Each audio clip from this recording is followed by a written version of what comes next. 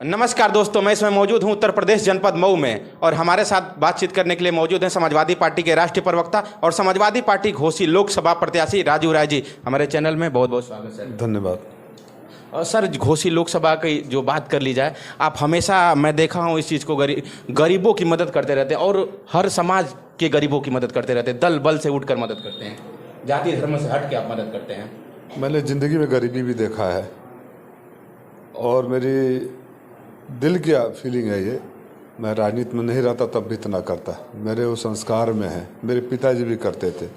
और गरीबों की न जात होती न बिरादरी होती। देखिए, बीमारी और गरीबी और मुसीबत जात और मजहब पूछ के नहीं आती। जब भगवान ने आपको इस लायक बनाया है कि आप किसी के काम आ सके तो आप ज़रूर आइए। कहीं ऐसा ना हो कि किसी दिन काम के लायक ही ना रह जाए। ये मेरी व्यक्तिगत सोच है।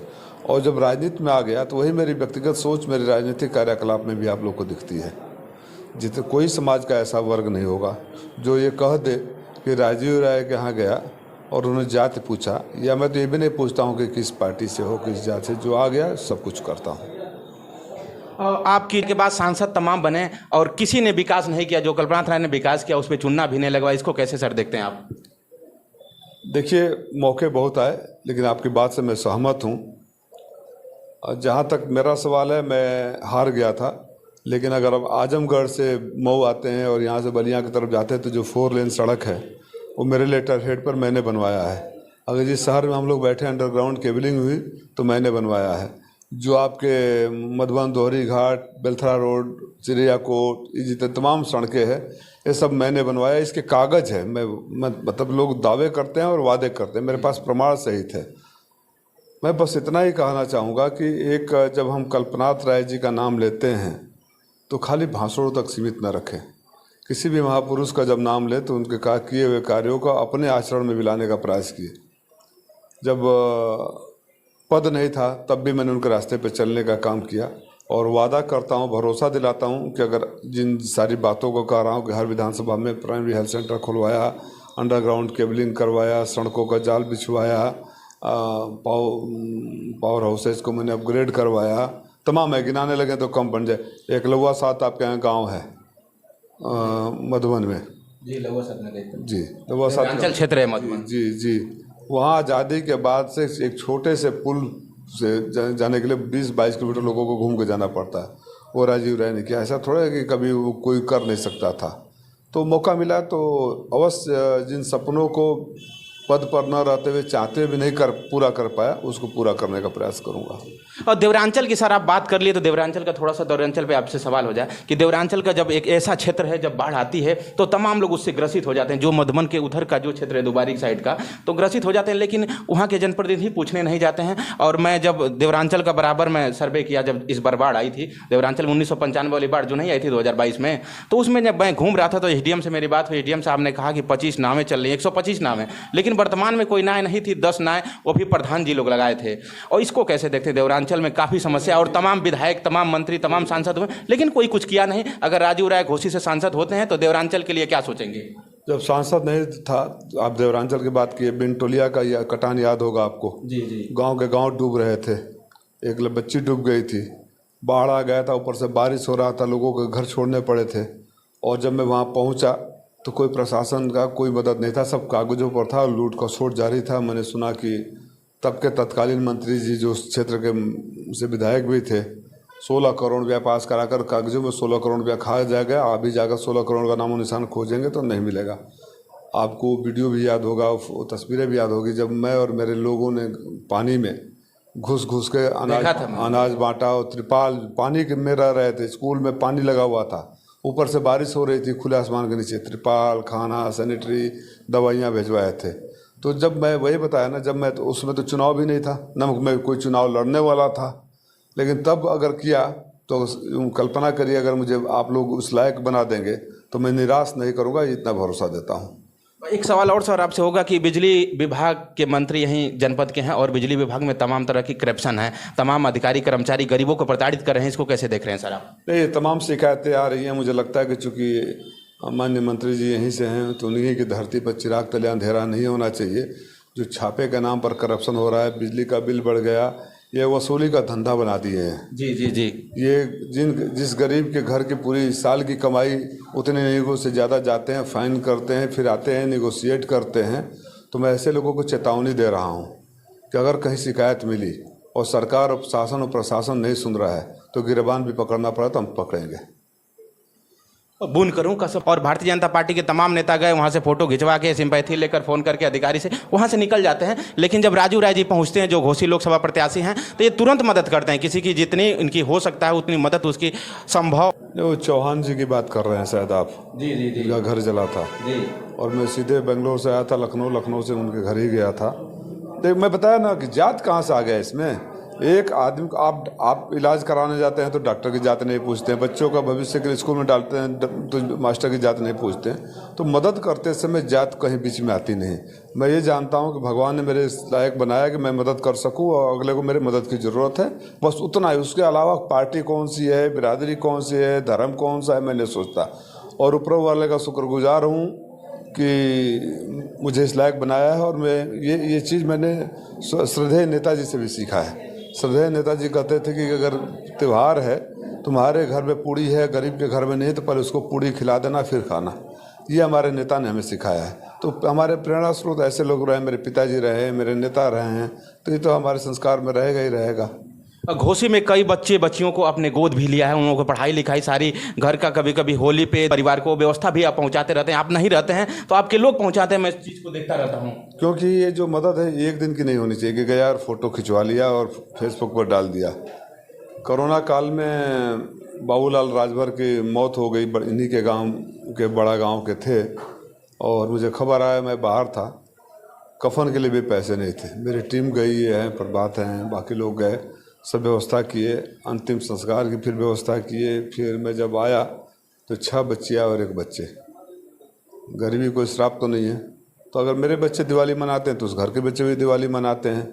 कोरोना काल में जब मैं मौत से जूझ रहा था तब भी आपने याद किया होगा, घर घर सिलेंडर, दवाई, सारी दवाई की दुकानों से अपील कर दिया था कि कोई गरीब आया तो बिना दवा के मत भेजना, पैसा मैं दे दूँगा। पुलिस से मिलकर गाड़ी में बैठकर कॉल सेंटर खुलवा के जगह जगह पहुँचवाना सामान। तो ये मेरे संस्कार में, और ये तब मैंने किया है जब मैं किसी पद पर नहीं था, कोई ना हमारी सरकार थी, न मैं किसी सरकारी धन से किया, ये मेरा व्यक्तिगत है। इसीलिए मैं अपने घोसी के मालिकों से अपील करता हूँ कि आपने मुझे पिछले 12 सालों से परखा है। चुनाव लड़ा, हार गया, गठबंधन में सीट चली गई, टिकट नहीं मिला, तब भी कभी मैं आपको छोड़कर नहीं गया, और जो लोग जीत कर गए वो दिखाई नहीं दिए।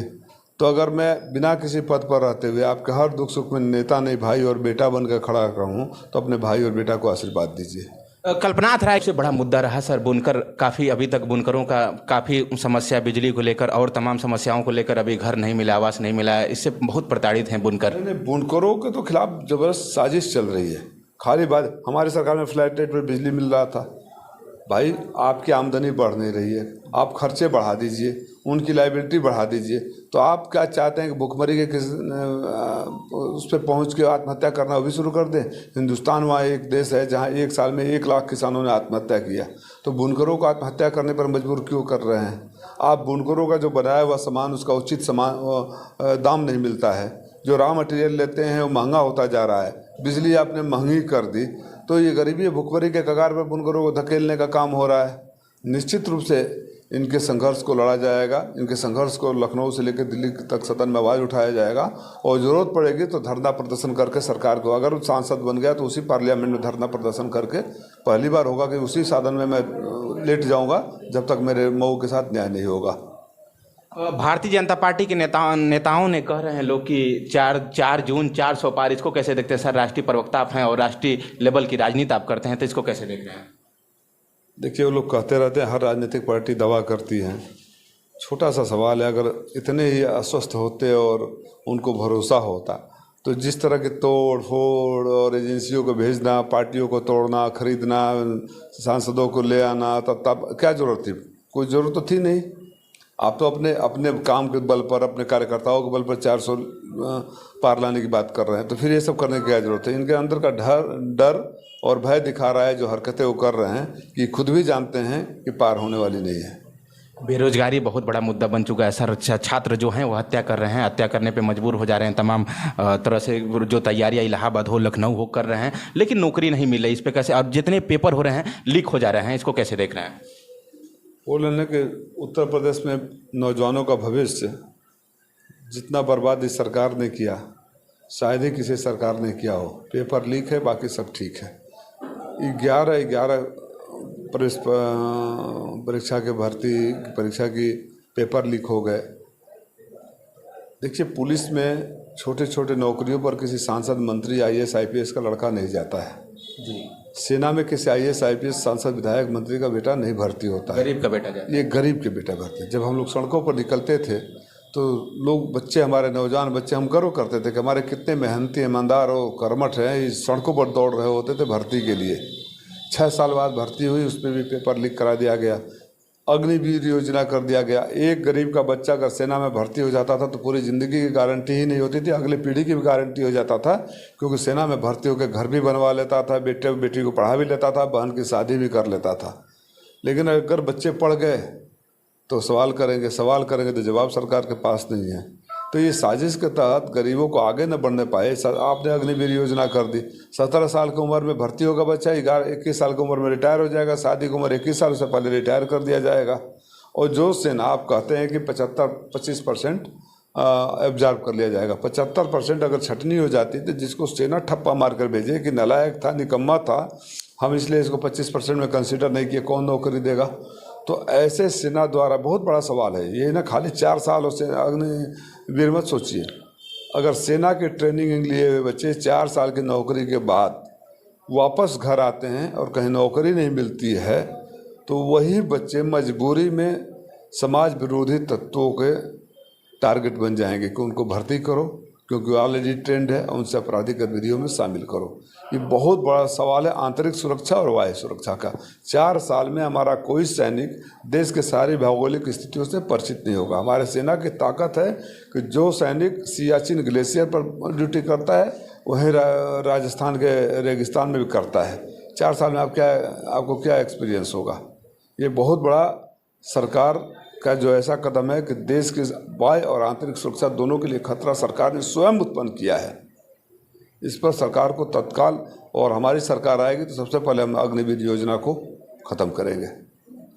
एक सवाल और हो जाएगा, जो NDA के प्रत्याशी आपके सामने लड़ रहे हैं, ओम प्रकाश राजभर कह रहे हैं कि मैं बसपा प्रत्याशी को सेट कर दिया हूं, इसको कैसे देख रहे हैं राजू राय जी? तो वही है ना, जो अगर जीत, मैं तो किसी को सेट करने में नहीं लगा हूँ। मेरे लिए तो जनता खुद ही सेट है कि जो व्यक्ति 10-12 साल से कहीं छोड़ कर नहीं गया, हर दुख सुख में नेता नहीं, भाई बेटा बनकर खड़ा रहा, हम उसके साथ हैं। ये उनके हार का डर है कि वो सेटिंग में लगे हुए हैं। मैं उन्हीं के समाज के बच्चे जब मलेशिया में फंसे हुए थे और उनसे गुहार लगा रहे थे कोरोना में, तो हाथ खड़ा कर दिया, राजीव राय लेकर आए। जिस बाबूराम की बात कर रहा था उन्हीं के समाज के बच्चे हैं। टेंगुनिया गांव में एक राजभर का बच्चा, अवधेश राजभर, अफ्रीका में उसकी मजदूरी करने गया था, वहीं मौत हो गई थी। उसके दरवाजे पर नहीं गए, 1 महीने बाद उसके मैं 100 को भी लाया और आर्थिक मदद भी 10 लाख रुपया करवाया। ये जो तमाम उदाहरण है, तो जो व्यक्ति अपने समाज के लिए भी खड़ा ना हुआ हो, वो समाज से वोट अपने बेटे के लिए मांग रहा है, उस बेटे के लिए जिसने 2022 में विधानसभा का चुनाव बनारस से लड़े थे, शिवपुर से, वहाँ उनके बेचारे की कुटाई हो गई। मुझे दुख हुआ उस बात का, कोर्ट में कुटाई हो गई तो उन्होंने बयान दिया कि भारतीय जनता पार्टी के गुंडे मार रहे हैं। अब उन्हीं गुंडों के सहारे, अगर वो, मैं तो नहीं मानता हूँ कि भारतीय जनता पार्टी या किसी पार्टी के गुंडे पाले जाते हैं, अगर है तो उन्हीं से वोट मांग रहे हैं। किससे वोट मांग रहे हैं? जिसको बोले थे, याद है ना, वो भारतीय जनता पार्टी का कार्यकर्ता कोई माँ की गाली जो मैं दे नहीं सकता, अगर दिख जाए सड़कों पर तो जूता दौड़ा कर जूते मारो। आदरणीय महेंद्र पांडे जैसे वरिष्ठतम नेता किस तरह माँ बहन की गालियाँ दिया था। जोगी जी को मठ में भेजना, भीख मंगवाना, घंटी बजवाना, मोदी साहब को वहाँ भेजना, तो भारतीय जनता पार्टी के कार्यकर्ता भी इसको तो भूलेंगे नहीं। तो उनको, वो पहले अपने भारतीय जनता पार्टी के कार्यकर्ताओं का वोट ले ले, फिर किसी और पर कमेंट करना। 39,000 वोट ही तो मिले थे 2019 के चुनाव में उनकी पार्टी को यहाँ से। मुझे लगता है कि जो उन्होंने 5 सालों में अपने आचरण दिखाया है, अपने संस्कार दिखाया है, 39,000 वोट भी इस बार महंगे हो जाएंगे, 10,000 भी नहीं मिलेगा। स्टेडियम की भी बड़ी समस्या है, जनपद में आना पड़ता है, और जनपद के और हर विधानसभाओं में अगर स्टेडियम हो जाता सर तो बड़ी अच्छी बात होती। बहुत सही कहा आपने। हमारे बच्चों के लिए खेल कूद से आगे बढ़ने के लिए ये मेरी प्राथमिकता होगी कि हर विधानसभा में कम से कम एक स्टेडियम जरूर हो जहां बच्चे अपना खेल भी सके, प्रतिभा को निखार सके, उस प्रतिभा के बल पर सरकारी नौकरी भी पा सके और स्वस्थ भी रहे। सर तो ये कैसे होगा? जैसे विधानसभा में लोग सवाल उठाएंगे, लोकसभा में जब सांसद होंगे लोकसभा में सवाल उठेगा तभी तो ये होगा सर संभव। लोकसभा में सवाल उठेगा ना, जब किसी सभा में नहीं हो तो मेरी आवाज़ नहीं सुनते हैं, देश सुनता है। टीवी चैनल पर जब बोलता हूँ तो तर्क नहीं होता है सरकार के पास। इसीलिए तो आपसे मैं सवाल किया। हाँ, लेकिन तो और लोग सांसद बन के जाते हैं। मैं वादा करता हूँ कि मेरे मऊ का हक मारने की सरकार चाहे केंद्र में किसी की भी हो, हिम्मत नहीं होगी कि मेरे मऊ का हक मार दे, और जो चाहूँगा लेकर आऊँगा। देना पड़ेगा, तरीका होना चाहिए। तर्कों से, वाणी से, आंदोलन से, सड़क से लेकर सदन तक बैठने की क्षमता होनी चाहिए। जुगाड़ में या सेटिंग में रहोगे तो जनता का काम नहीं होगा। सेटिंग गेटिंग वाले नेता को की जरूरत मऊ को नहीं है। ये कल्पनाथ राय की धरती है जहाँ विकास की परिभाषा होता था, बोला जाता था मऊ को देखना, विकास को देखना तो मऊ में चले जाओ। क्या हालत कर दिया नेताओं ने मऊ की। वही जो विकास कल्पनाथ राय ने किया उस पर चुनना भी सर नहीं लग पाया। वही मैं बोल रहा हूँ ना, जिन सड़कों को मैं बात करता हूँ, कल्पनाथ राय जी तो बहुत दिन हो गए, जिन सड़कों को मैंने बनवाया जी उस पर मैं गया था कुछ दिन पहले। आप याद होगा दोहरी घाट से मधुबन वाली सड़क देखिए, सूरजपुर वाली सड़क देखिए, ये बेलथरा रोड वाली सड़क देखिए। उस 6-7 सालों में उस पर जो पैच कहीं टूट फूट गया था वो भी नहीं लगा। उसी गड्ढे में कसारा गांव को देखिए क्या हालत बन गई थी। जब चुनाव हो रहा था तो दर्जनों 50 गाड़ियाँ 50 दर्जनों मंत्री घूम रहे थे उस गांव में गए। चुनाव खत्म हो गया, आज तक नहीं बना। आदरणीय शिवपाल यादव जी ने विधानसभा में मेरे अनुरोध पर सवाल उठाया था, सरकार से आश्वासन मिल गया, फिर भी काम नहीं हो गया। स्वास्थ्य विभाग में भी बड़ी समस्या हो गई है सर। पहले तो माननीय स्वास्थ्य मंत्री जी छापा मारते थे, कहते थे बहुत शर्मिंदा हूँ। लग रहा है इतनी मोटी चमड़ी हो गई कि उनको अब शर्म भी नहीं आती है। बहरहाल अगर मौका मिला तो गड़बड़ी वालों को मऊ तो छोड़ना पड़ेगा। राजीव राय ने कभी किसी का एक कप चाय भी नहीं पिया। कोई उंगली उठाकर नहीं कह सकता कि राजीव राय किसी से 1 रुपया अपनी ज़िंदगी में लिए होंगे इसके लिए। तो अगर मैंने नहीं लिया तो यहाँ घुसखोरों को रहने भी नहीं दूंगा। तो चलिए, हमारे साथ घोसी लोकसभा के प्रत्याशी समाजवादी पार्टी के राजीव राय जी, जो राष्ट्रीय प्रवक्ता भी हैं और घोसी लोकसभा से प्रत्याशी में मौजूद थी। खास बातचीत घोसी लोकसभा के तमाम विधानसभाओं पे चर्चा हुई और तमाम मुद्दों पे बात हुई। और आप लोग क्या सोचते हैं राजीव राय को लेकर कमेंट बॉक्स में बताइए। 80% लोग घोसी लोकसभा की वीडियो मेरी देखते हैं। जय हिंद, जय भारत। फिर